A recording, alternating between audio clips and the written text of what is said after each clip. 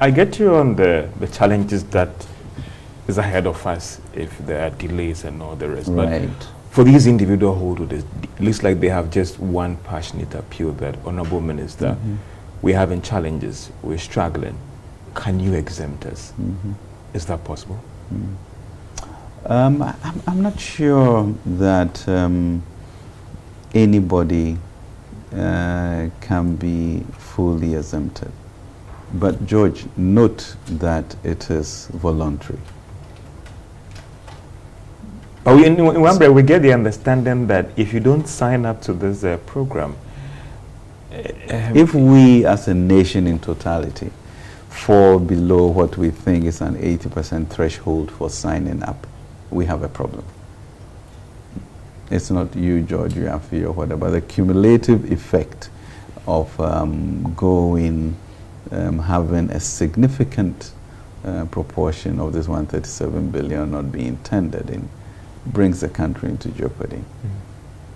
And that's really the fact. But within the program itself is what can one do to tweak, make changes, so that there's burden sharing towards achieving a stable economy in the future.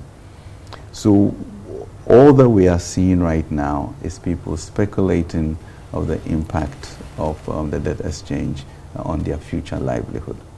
And that we are listening to and saying, what can we do to create a bit of a balance? So even as we have exempted the unions, pension funds, we are speaking to them to engage them to see how best that would also not really aggravate the situation that we are in. And so those discussions are going on. We've had some technical meetings, and we'll find a way in which it will not be as egregious as it looks. In the same way in which we are going to look at individual bondholders to figure out, to what extent we can make some changes, but as to participating to a level that ensures that we meet the threshold, I think we all as citizens should be ready to have some sacrifices done. But we will tackle that. So I get from you that there could be some concessions made, but total exemption as we speak now might be difficult. Some exemptions will have to be made given what we are hearing and thinking through the current formulation of what we have.